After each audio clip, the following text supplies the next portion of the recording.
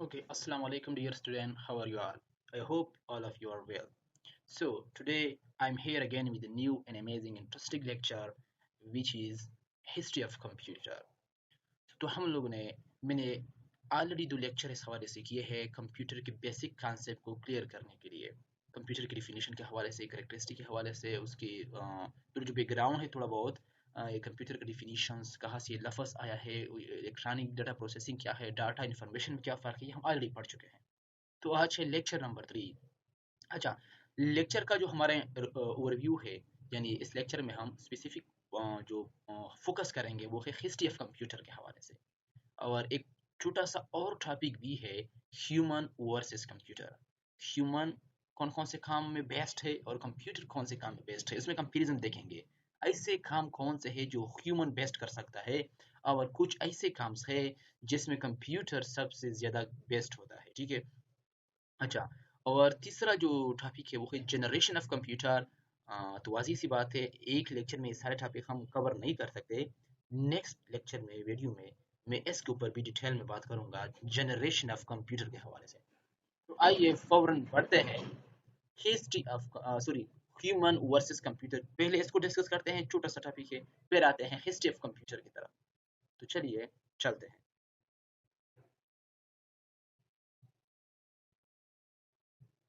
अच्छा, human versus computer, ये है छोटा सा टॉपिक है, पहले इसको देखते हैं। अच्छा, तो टेबल की शक्ल में यहाँ पर अरेंज हुए हैं आप लोगों के लिए क्लियर कट अंडरस्टैंडिंग के लिए आपकी।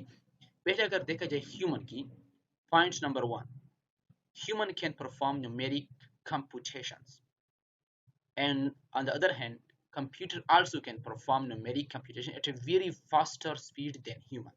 पहले कंपैरिजन तो इसके कंप्यूटेशन कैलकुलेशंस और हिसाब गिनती हवाले से हो गया। जो न्यूमेरिक कंप्यूटेशंस है, जो नंबर के हवाले से कैलकुलेशन होता है, ये इंसान भी तो परफॉर्म कर सकता है, यस ये बात क्लियर है। लेकिन कंप्यूटर की अगर बात की तो इस हवाले से कंप्यूटर थोड़ा इंसान के मुकाबले में कंप्यूटर बहुत ही फास्टर स्पीड के साथ न्यूमेरिक कंप्यूटेशन न्यूमेरिक कैलकुलेशन इस तरह की चीज़ें परफॉर्म कर सकता है देन ह्यूमन। ह्यूमन के मुकाबले में ह्यूमन से बहुत ही फास्ट है इस हवाले से। ये था पॉइंट नंबर 1। ठीक है। दूसरा पॉइंट ये है कि ह्यूमन इज क्रिएटिव। ह्यूमन क्या होता है, क्रिएटिव होता है। ठीक है। But computer is feeder. अब इसका मतलब ये है, क्या है इसका मतलब ये है कि कंप्यूटर तो फीडर है, वही कुछ करेगा जो उसे आप इसे फीड का मतलब कहलाना, यहाँ पर कहलाना का मतलब होता है जिस जो इन्फॉर्मेशन जो इनपुट डाटा जो प्रोग्राम जो चीज़ में प्रोग्राम करोगे सिर्फ वही कर सकता है। उसी फंक्शंस को बेस्ट तरीके से परफॉर्म कर सकता है जो ऑलरेडी इसमें प्रोग्राम की गई हो, ऑलरेडी इसमें प्रोग्राम्स की गई हो। उसी सारे के सारे प्रोग्राम को कंप्यूटर सबसे बेस्ट अंदाज से कर सकता है। कोई एप्लीकेशन हो, कोई प्रोग्राम हो, कोई इनपुट डाटा हो, जिस अंदाज से आपने इसको फीड किया हो, इसमें इनपुट किया हो, उस अंदाज से बेस्ट तरीके से आउटपुट में निकालेगा। ठीक है। लेकिन वो खुद से कुछ क्रिएशन नहीं कर सकता, फीडेड भी है और ये डिपेंडेंट भी है ह्यूमन के ऊपर। ठीक है। ह्यूमन ही सबसे पहले इसमें चीज़ें फीड करेगा, सेटअप करेगा, ये प्रोग्राम सेटअप वगैरह। लेकिन ह्यूमन क्रिएटिव होता है, वो चीज़ें मौके की मुनासबत से चीज़ें क्रिएट कर सकता है। उसे पता होता है कि कहाँ पर क्या करना है और क्या नहीं करना चाहिए, किस मौके की मुनासबत से अल्फाज का चुनाव करना चाहिए बेस्ट तरीके से, किस तरह बोलना चाहिए, ऐसे कौन से वर्ड है जो लोगों को बातें हैं, ऐसे कौन से सेंटेंसेस बातें हैं जो लोगों को अच्छे लगते हैं बुरे लगते हैं, इन क्रिएटिव होता है। आप अच्छी तरह समझ सकते हैं कि क्रिएटिव का क्या मतलब है। खुद से तख्लीकी सलाहियत इसमें मौजूद होती है चीज़ें क्रिएट करने की। अच्छा, पॉइंट नंबर 3 के हवाले से देखा जाए, ठीक है, इस हवाले से ह्यूमन बहुत बेस्ट है कंप्यूटर से, क्योंकि इंसान क्या है, क्रिएटिव होता है। ठीक है। अच्छा, नंबर 3, ह्यूमन कैन रिमेंबर और राइट इंफॉर्मेशन। यस, ये एबिलिटी भी ह्यूमन के अंदर है कि वो इंफॉर्मेशन को याद भी रख सकता है और लिख भी सकता है। But and computer can also stores huge amount of informations for a long terms as compared to humans। यहाँ पर भी अगर देखा जाए, जो कंप्यूटर जो है वो stores huge amount of information, बड़े मिकदार में मालूमात को इंफॉर्मेशन को स्टोर कर सकता है, जमा कर सकता है information for a long terms. ये चीज़ अपने जहन में बिठा ली, फॉर अ लॉन्ग टर्म्स, जब तक इसकी मेमोरी में कोई गड़बड़ ना हो जाए, इसके हार्ड डिस्क में, इसके एसएसडी में, इसकी जो अपनी जो मेमोरी होती है उसमें अगर जब तक कोई गड़बड़ ना हो, जब तक उसकी मेमोरी बरकरार रहेगी, वो इन्फॉर्मेशन लॉन्ग टर्म तक इसके अंदर पड़े रहेंगे। तो इस हवाले से वो क्या है, बहुत ही क्या है, ह्यूज अमाउंट ऑफ इन्फॉर्मेशन को स्टोर कर सकता है फॉर लंबे अरसे के लिए एज कम्पेयर टू ह्यूमन के मुकाबले में। अगरचे ह्यूमन चीज़ों को याद भी रख सकता है, लिख भी सकता है, लेकिन वक्त के साथ साथ इंसान भूल जाता है। अगर वो इन्फॉर्मेशन को रिपीट ना करे, दोहराए ना, तो वक्त के साथ इंसान भूल जाता है। लेकिन कंप्यूटर ऐसा नहीं है, वो इन्फॉर्मेशन को बड़े लंबे अरसे तक बेस्ट तरीके से याद रख सकता है as compare to humans. Okay, अच्छा, point number 4, human gets tired and bored of repetitive activities. ऐसे सरगर्मी, ऐसे एक्टिविटीज जो रिपीटेटिव होती है, जो हमें बार बार करनी पड़ती है, ऐसे टास्क अगर ह्यूमन को दिया जाए जो बार बार रिपीटेटिव हो, ऐसी एक्टिविटी हो, तो इंसान बहुत जल्द थक जाता है, उससे बोर्ड बोर्ड हो जाता है, बोर्ड, ठीक है, उस ऐसी किस्म की एक्टिविटी से, ठीक है। अगर मैं आपसे फॉर एग्जाम्पल किसी ह्यूमन से बोले कि आप सारा दिन सिट स्टैंड करते रहिए, वाजिब सी बात है वो थक जाएगा और बोर हो जाएगा। लेकिन अदर हैंड किसी आप रोबोट को कहे जो कि कंप्यूटर है एक तरह का, इसमें चीजें प्रोग्राम की गई है ऑलरेडी, वो आपका ऑर्डर तो मानेगा। सारा दिन जब उसकी बैटरी रहेगी, चार्जर हो गया इसकी बैटरी में चार्ज, सारा दिन वो सिट करता रहेगा आपके लिए। तो इसलिए human get tired in bored of repetitive activities, but on the other hand computer is best in performing repetitive operations and repetitive activities। यानी दूसरी तरफ अगर देखा जाए, कंप्यूटर बहुत ही बेस्ट है इस तरह के रिपीटेटिव, जो बार बार दोहराई जाने वाली ऑपरेशंस होती है, सरगर्मियां होती है, उसको रिपीटेटिव ऑपरेशंस को परफॉर्म करने में बहुत ही बेस्ट है कंप्यूटर, ठीक है। Number 5, common sense based judgement. इंसान, human can take common sense based judgement. इंसान जब जजमेंट लेता है, किसी को जांचता है, उसकी जजमेंट्स कॉमन सेंस पर बेस होती है, वो कॉमन सेंस से काम लेता है, अपनी माइंड से, अपनी सोच विचार से। But human does not have any sense. Human के अंदर, सॉरी, कंप्यूटर के अंदर कोई सेंस नहीं होता, कोई अक्ल शूर नहीं होता, वो तो डमी डिवाइस है, गूंगा अहमक डिवाइस है, आप जो उसे बोलेगे वही करेगा। लेकिन इंसान मौके की मुलाजमत से बहुत कुछ बोल भी सकता है, कर भी सकता है, और इस तरीके की चीज़ों को छनाव कर सकता है। अच्छा, तो ये था ह्यूमन वर्सेस कंप्यूटर, उसका थोड़ा बहुत क्या था, सॉरी, इसका थोड़ा बहुत कंपेरिजन था, कंपेरिजन, ठीक है।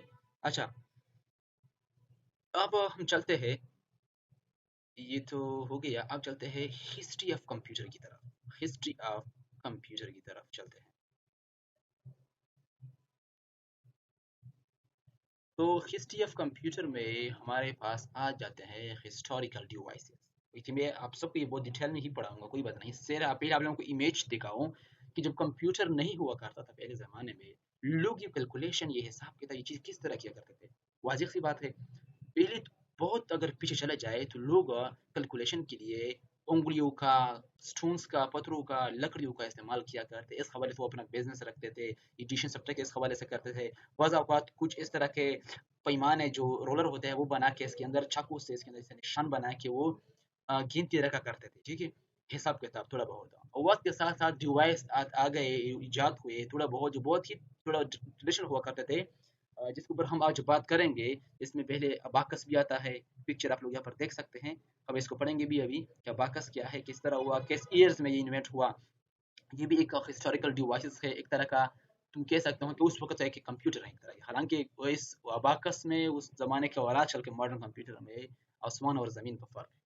नेपियर बोन्स है, ये भी इस्तेमाल होने लगा कैलकुलेशन के लिए। इस तरह पेस्कलीन है, स्टेप्ड रॉकनर है, ये जो आप लोग इसके पिक्चर देख सकते हैं, ये क्या है, स्टेप रॉकनर्स, ठीक है, ये पेस्कलीन है। अच्छा, इसके अपने अपने फंक्शन भी है, जिसको हम देखेंगे डिटेल में। यहाँ पर भी आप लोग देख सकते हैं, ये भी क्या है, हिस्टोरिकल डिवाइसेस है। ये जो पंच कार्ड आप लोग देख सकते हैं, एनालिटिकल इंजन जो है, ये भी एक तरह का हिस्टोरिकल डिवाइसेस है, जो कि कंप्यूटर इस इन डिवाइस होकर गुजरता गया, असल में कंप्यूटर अपनी असली शेप में आ गया। ये एक तरह के, तुम कह सकते हो कि ओल्ड टाइप के कंप्यूटर हुआ करते थे, जो बहुत ही मिनिमम टास्क परफॉर्म कर सकते थे, स्पेशल पर्पस के लिए बनाए गए होते थे। आजकल के मॉडर्न कंप्यूटर की तरह ये ऑपरेशन नहीं कर सकते थे जो आजकल का कंप्यूटर कर सकता है। ये जो एडिंग मशीन है, इस तरह पंच कार्ड चिबुलेटर हो गया, आप लोग देख सकते हैं इसका पिक्चर, और साथ में यहाँ पर डिफरेंशियल एनालाइजर हो गया। तो ये सब क्या है, ये है कुछ हिस्टोरिकल डिवाइसेस। तो चलिए थोड़ा बहुत इसको देखते हैं, इसका थोड़ा सा इसका हम टच देते हैं स्लाइटली कि असल में पहले अबाकस का अगर हम लोग देखें अबाकस, तो ये अबाकस यहाँ पर इसका पिक्चर आप लोग देख सकते हैं। इन abacus is a mechanical device, ये एक मैकेनिकल डिवाइस है, इलेक्ट्रिकल नहीं, ठीक है। आपने मैकेनिकली आपने इसके साथ कुछ काम करना पड़ेगा, मैकेनिकल डिवाइस है। अच्छा, इसका फंक्शन क्या है, ये क्यों बनाया गया, केस इसका ये कौन सा टास्क परफॉर्म कर सकता था। It is used to aid an individual in performing mathematical calculation.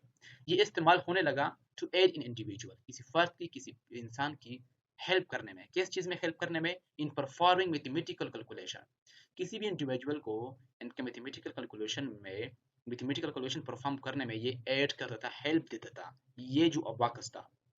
और कहा जाता है कि the abacus was invented in Babylonia in 2400 BC, and the abacus in the form we are most familiar with was first used in China around 500 BC, ठीक है। ये जो abacus था वो इसके हवाले से मुख्तलिफ किस्म की बातें मशहूर है। पहले तो ये एक लड़की थी चाइनीज पास, हिस्ट्री ये कहती है कि चाइना में सबसे पहले 500 BC में जिस अबाकस को हम जानते हैं, जिससे हम बाखबर है, फेमिलियर है, वो सबसे पहले 500 BC में चाइना में इस्तेमाल होने लगा। और ये कहते हैं कि ये जो बेबीलोनिया, बाज़ लोग कहते हैं कि ये लड़की का नाम है, चाइनीज़ लड़की थी, कुछ कहते हैं कि ये मेल का नाम है। बाहर कैफ चाहे लड़की हो या मेल हो, बेबीलोनिया उन्होंने इन्वेंट किया था 2400 BC में, ठीक है। और 500 BC तक, 500 BC में तकरीबन वो चाइना में इस्तेमाल होने लगा। तो अबाकस काम क्या करता है, help in performing mathematical calculation, help in individual in performing mathematical calculation, ये पॉइंट्स आपने याद रखना है। किसी चाइनीज लड़के ने इसको इन्वेंट किया था, चाइना में सबसे पहले यूज होने लगा, ये पॉइंट आपने याद रखना है। It is use to perform basic arithmetic operation, ये बेसिक अरिथमेटिक ऑपरेशन को यूज होने लगा। अब इसका वर्किंग किस तरह है इसके ऊपर हम नहीं जाते, सिर्फ हमने हिस्ट्री देखना है आज, कंप्यूटर की इवोल्यूशन किस तरह हुई, उसका हिस्ट्री क्या है।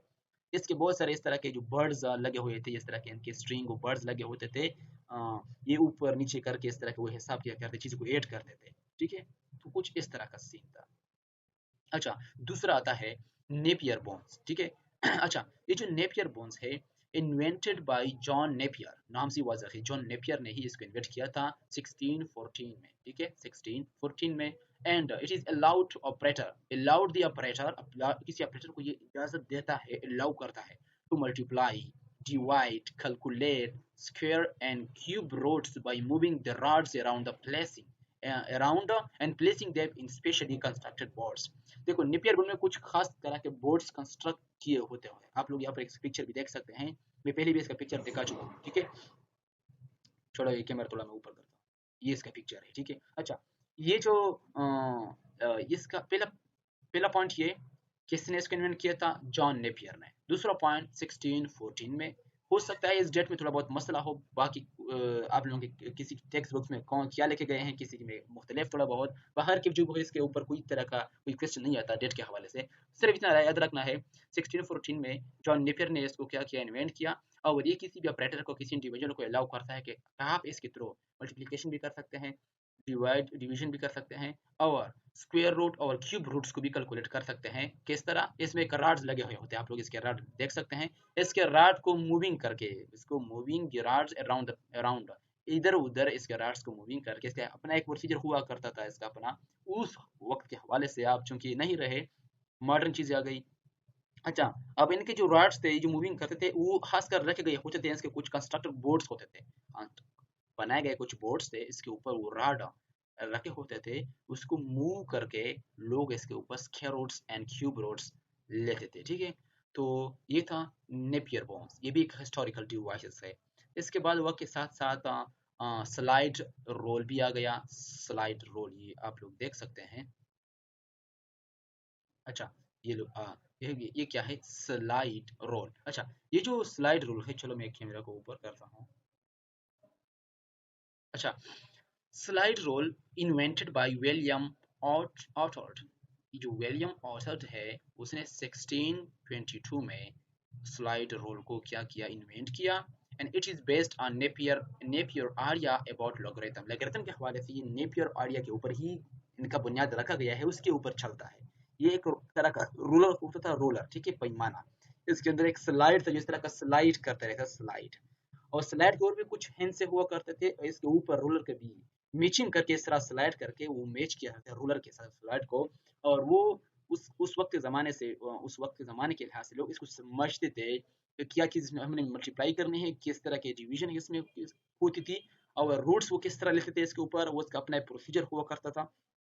लॉगरिथम भी ट्राइग्नोमेट्री के लिए भी यूज होने लगा, और इस तरह ये यूज होने लगा किसके लिए, it's normally use for addition और subtraction, sorry it's not normally used. जो मैं थोड़ा स्क्रीन रिकॉर्डिंग को नीचे करता हूँ, जो स्लाइड रूलर है it's not normally use for addition and subtraction, ये एडिशन सब्ट्रैक्शन के लिए नॉर्मली यूज नहीं होने लगा, बल्कि मल्टीप्लिकेशन के लिए, डिवीजन के लिए, रूट्स के लिए, ट्रिग्नोमेट्री के लिए यूज होने लगा। ये भी एक क्या था, हिस्टोरिकल डिवाइसेस था।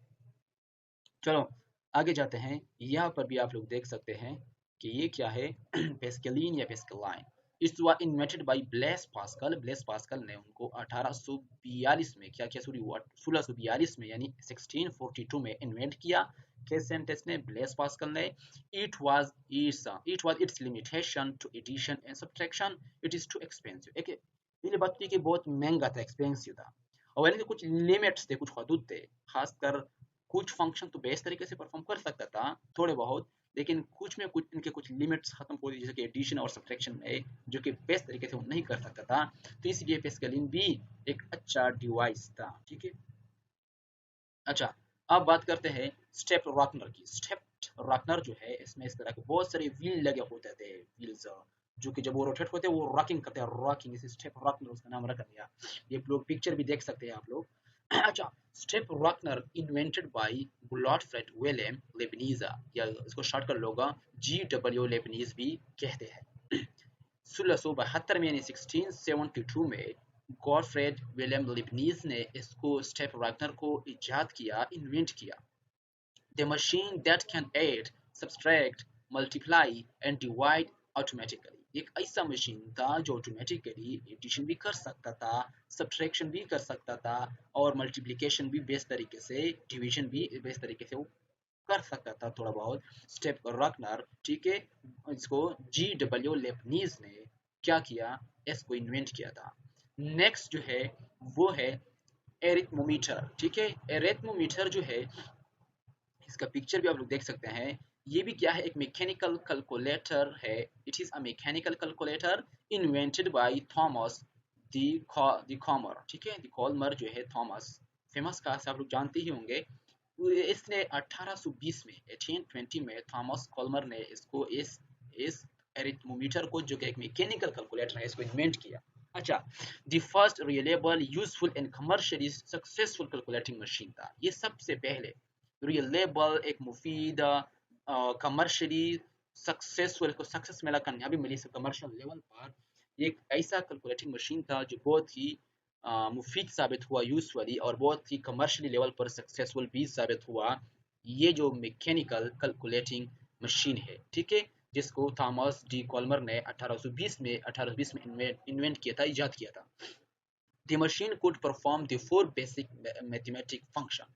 ये 4 तरह के वो सारे बेसिक जो मैथमेटिक फंक्शंस है, जो हम सभी जानते हैं, वो जो इसमें आते हैं, वो बेस्ट तरीके से वो कर सकता था, खासकर एडिशन, सब्ट्रैक्शन, मल्टीप्लिकेशन, डिवीजन। ठीक है, the first mass produce calculating machine था ये सबसे पहले क्या था, first mass produce calculating machine.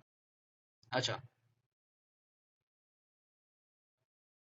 अब बात करते हैं दूसरे। एक है, यहाँ पर आप लोग देख सकते हैं, एक है डिफरेंट एनालिटिकल इंजन, और ये है क्या, डिफरेंस इंजन। यानी डिफरेंस इंजन और एनालिटिकल इंजन में फर्क क्या है। ठीक है, ये इसका फंक्शन क्या है, कैसे इन्वेंट किया और क्या करते हैं।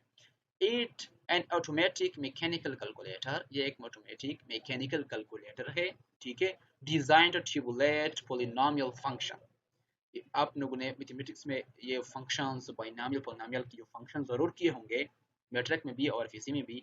ये बेस्ट तरीके से ये डिजाइन किया गया था ताकि वो पोलिनोमियल फंक्शन को टेबुलेट कर सके, बेस्ट तरीके से कैलकुलेट कर सके। अच्छा, इसको इन्वेंट किया था चार्ल्स बेबेज ने, बेबेज या बोबेज।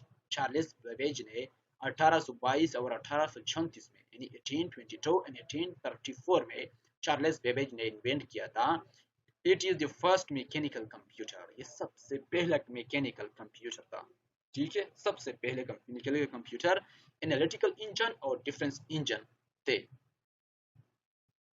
अच्छा, अब द फर्स्ट कंप्यूटर प्रोग्रामर अगर आप लोगों को पता हो कि 1880 में, सॉरी 1840 में एक लड़की थी, ऑगस्टा अडेबेरोन। ऑगस्टा अडेबेरोना, उसने सबसे पहले क्या suggest to Babbage that he use the binary system, she writes program for analytical engine. ये सबसे पहले कंप्यूटर प्रोग्रामर थी, ये लड़की जिसका नाम क्या था, ऑगस्टा अडेबेरोन।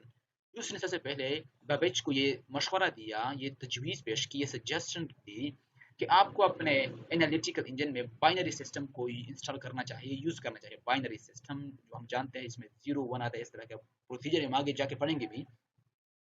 वो एनालिटिकल इंजन के लिए प्रोग्राम लेकर करती थी ये लड़की, ठीक है। तो आप लोगों को पता होना चाहिए फर्स्ट कंप्यूटर प्रोग्रामर की। अच्छा, तो इसलिए आपको फर्स्ट कंप्यूटर प्रोग्रामर का पता होना चाहिए। नेक्स्ट आगे जाते हैं।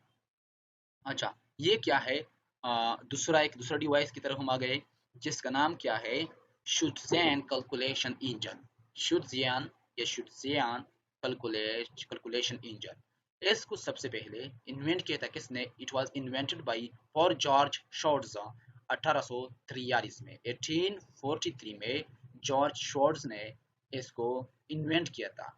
अब इसकी बुनियाद किस प्रोसीजर पर रखी गई थी, based on Charles Babbage different engine. जिस टेक्निक, जिस प्रोग्राम्स के ऊपर, जिस प्रोसीजर के ऊपर चार्ल्स बेबेज का जो डिफरेंट इंजन था, जो कि वो भी एक डिवाइस था हिस्टोरिकल, उसी बेस पर ही यही डिवाइस भी चलता था, ठीक है। It was the first printing calculator, ये सबसे पहला प्रिंटिंग कैलकुलेटर है। कौन, ये जो कैलकुलेशन इंजन है, शॉर्ट्ज़ियन। नेक्स्ट बढ़ते हैं, ये है हावर्ड मार्क वन। अब इसने क्या किया, हावर्ड मार्क वन अपने नाम के ऊपर ही इस डिवाइस का नाम ही उसने रखा, हावर्ड मार्क वन।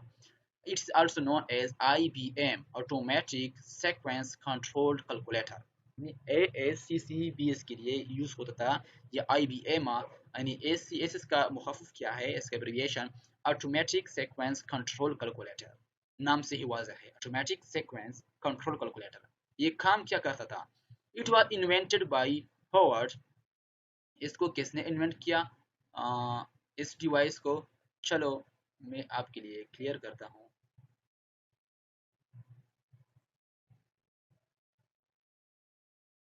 अच्छा, इसको हावर्ड एच आइकन जो है, आप लोग देख सकते हैं, इसने इनको क्या किया, इन्वेंट किया था 1943 में। 1943 में इसको इन्वेंट किया था, and it was the first electromechanical computer. ये सबसे पहला क्या था, इलेक्ट्रोमैकेनिकल कंप्यूटर था, ठीक है। तो ये था हमारा हावर्ड मार्क वन। चलो आगे बढ़ते हैं।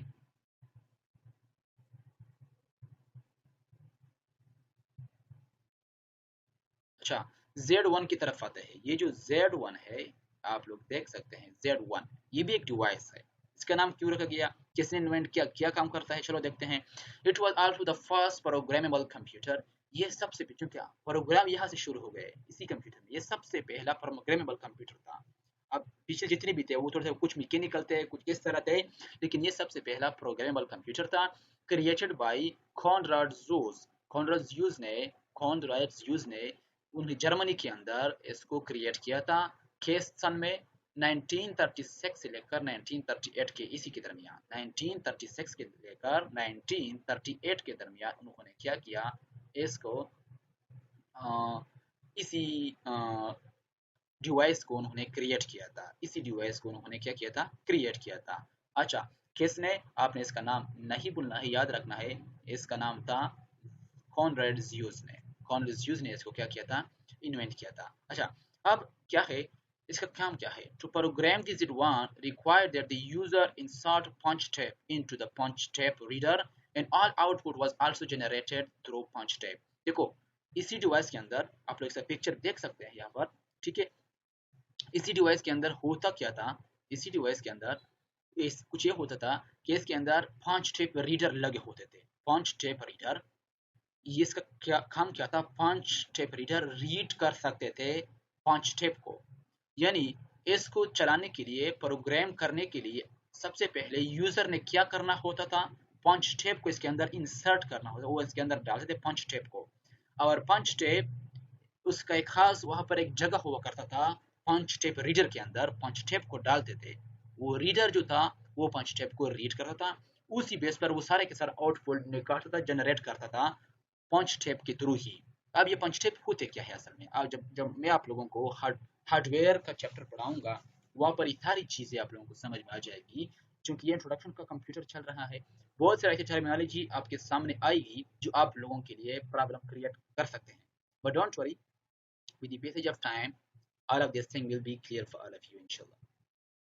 अच्छा, अब आगे आ जाते हैं एबीसी की तरह। एबीसी क्या था, Atanosoft Berry computer, Atanosoft Berry computer, it was the first electronic digital computing device, ये सबसे पहला इलेक्ट्रॉनिक डिजिटल कंप्यूटिंग डिवाइस था।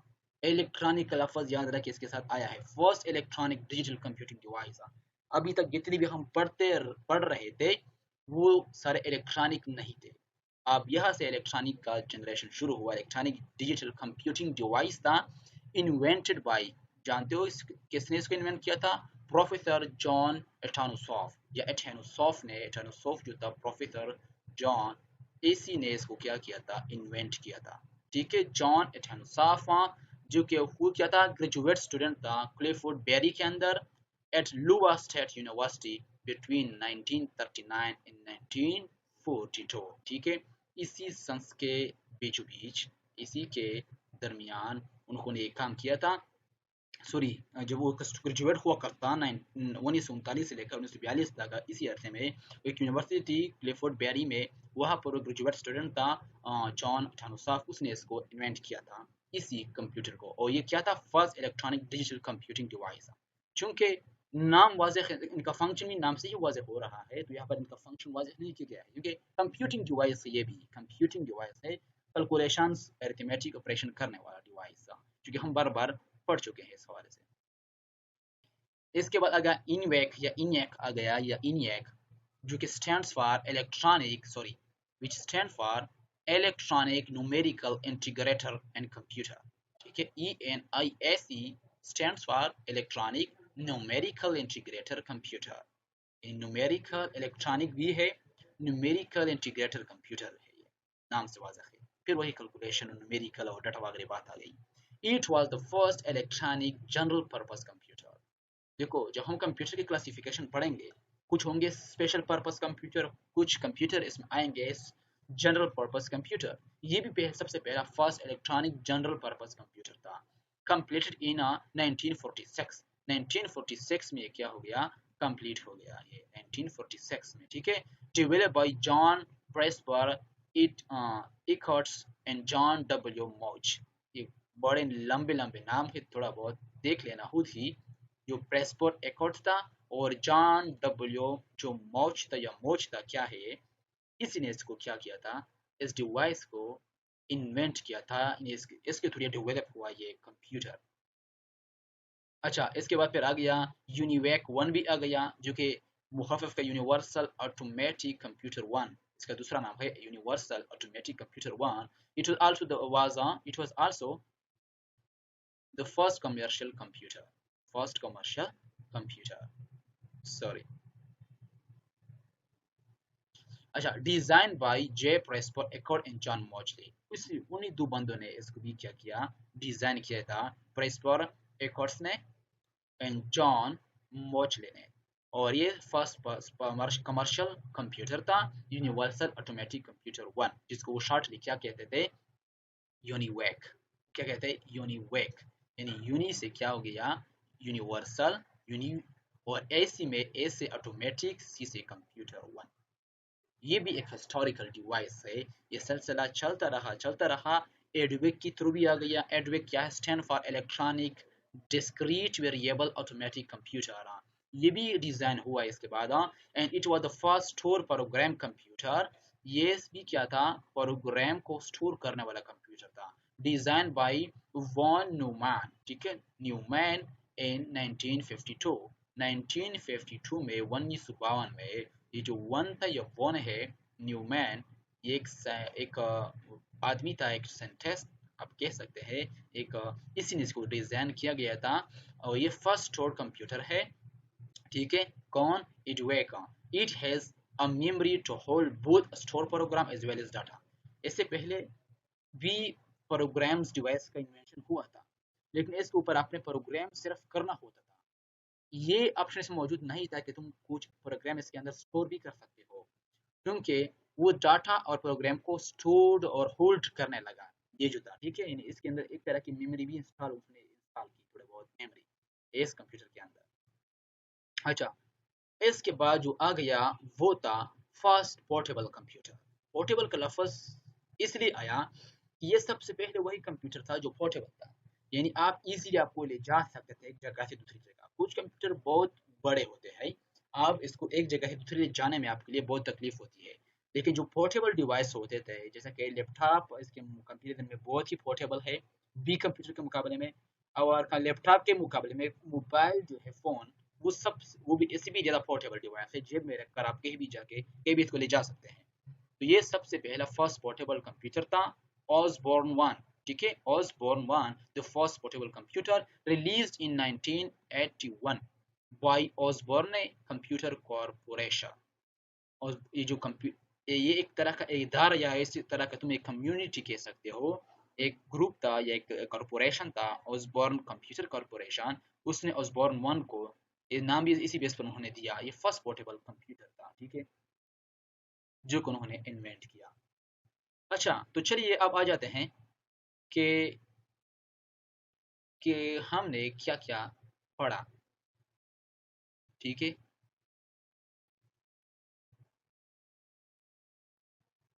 इवोल्यूशन ऑफ कंप्यूटर्स के हवाले से हमने बात की, वो सारे के सारे हिस्टोरिकल डिवाइसेस जो पहले कंप्यूटर से पहले आया करते थे, धीरे धीरे एक से दूसरे दूसरे तीसरे की तरफ थोड़ा बहुत एडवांसमेंट करके चौथा भी असर आता रहा।